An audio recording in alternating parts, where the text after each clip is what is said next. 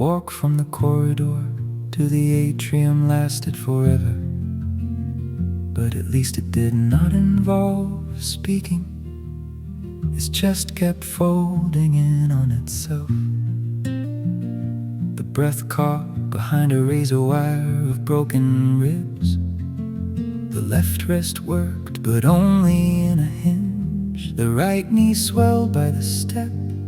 He held himself upright and did not look at his reflection in the glass.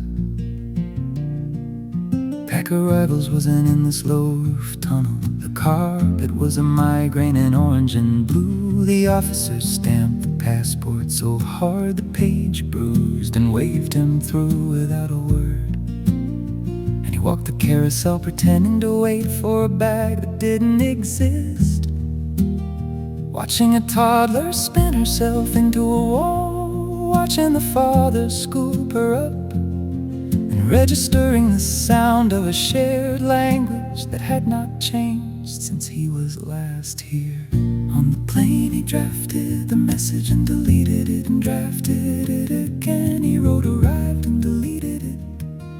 He wrote bad and replaced it with training. He wrote something happened and replaced it with we'll need help.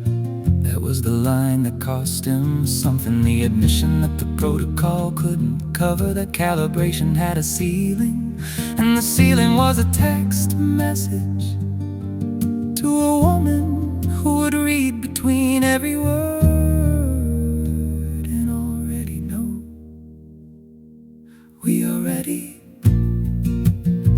See you soon. That was all she wrote.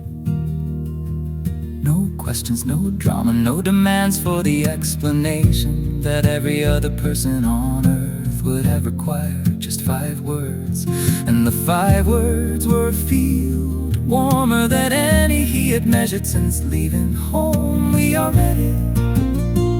We were always ready. See you soon.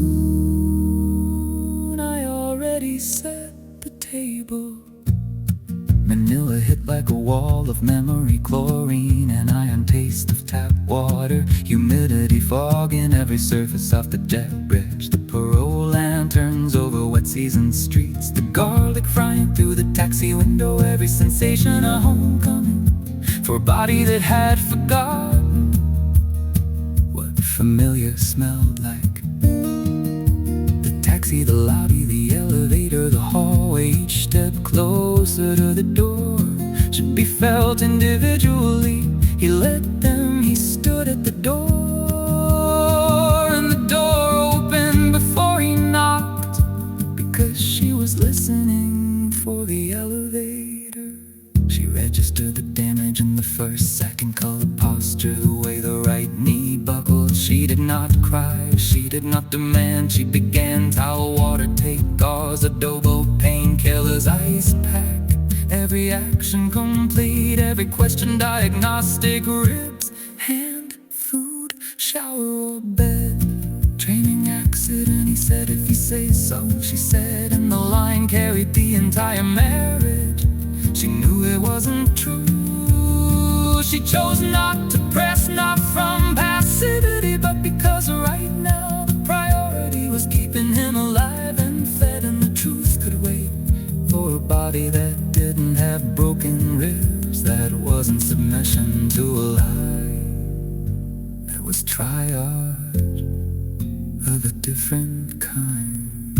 And the boys, Daniel in the doorway, did you win? No draw. And the laugh that followed was the best medicine. On the counter, Charles walked in with a keyboard, asked about the switches, already disassembling in the other room. He hadn't changed at all.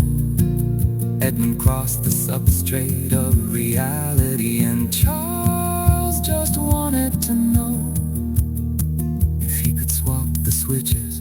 And that was the point. The world kept turning, the kids kept being kids, and that was an anticlimactic. That was the prize. We are ready. See you soon.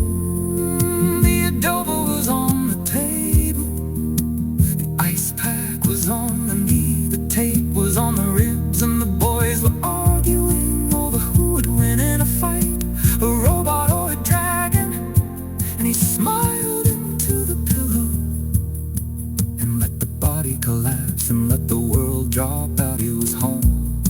He slept, and the last thing he heard was the arguments trailing down the hallway. Robot versus dragon, and Maria closing the door quietly, the way she closed everything, completely, without ceremony, and with absolute precision. He was home. He slept.